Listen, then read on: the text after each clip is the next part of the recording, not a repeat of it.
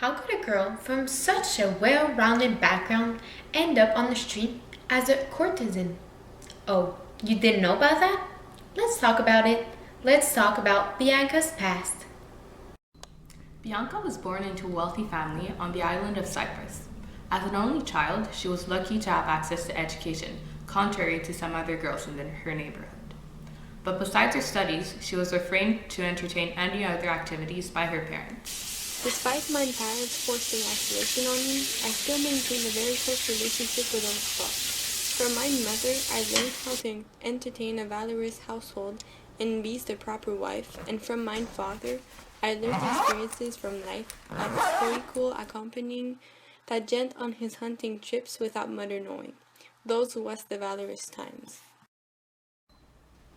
Bianca idolized her parents' relationship, truly believing they were the perfect couple.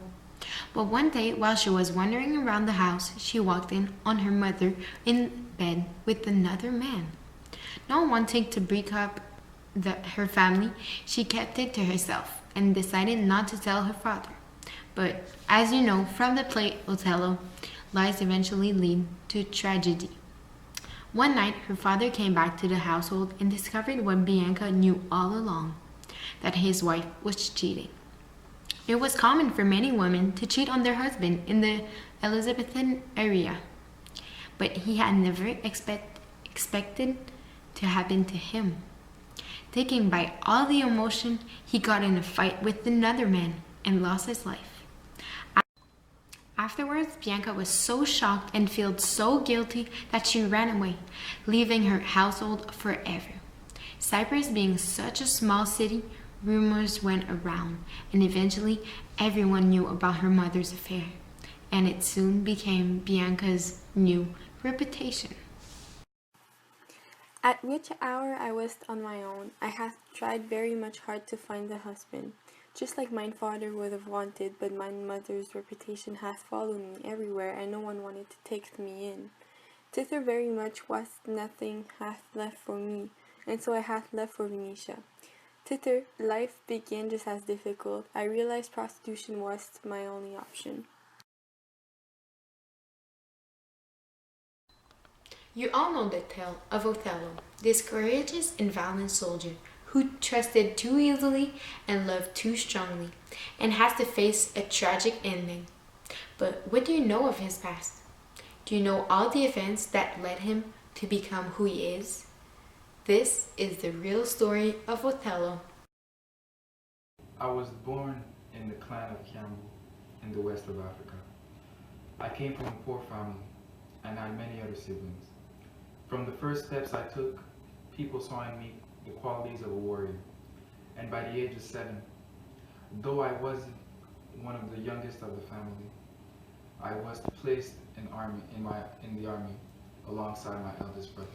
In the army, Othello trained hard, soon becoming one of their most cold-blooded soldiers.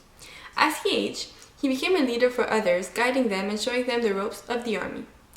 The older soldiers saw Othello as a threat, and so that by jealousy, they bullied him and put him down, reminding him of his place. Although Othello had a strong persona, their comments got to him and began to build inside him insecurities. Nevertheless, I put on a facade and had kept making a reputation for myself.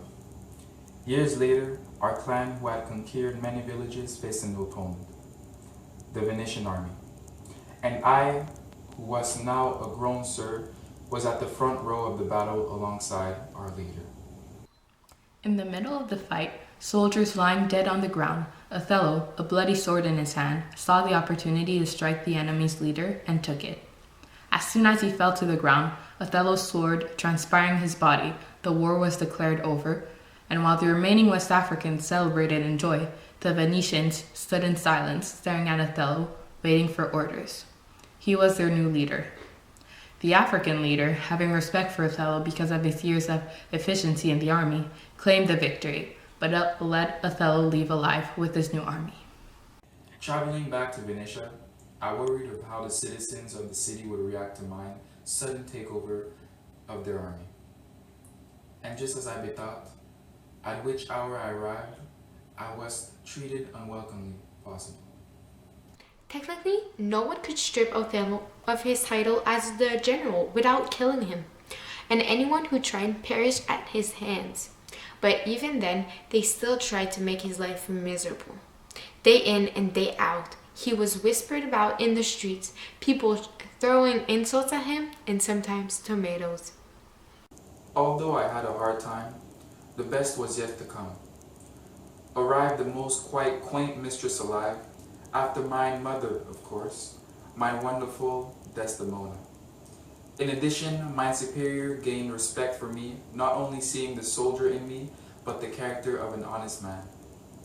Since that moment, I forgot every lacking valor things those gents made me live, and began to have faith and trust others just as they had me.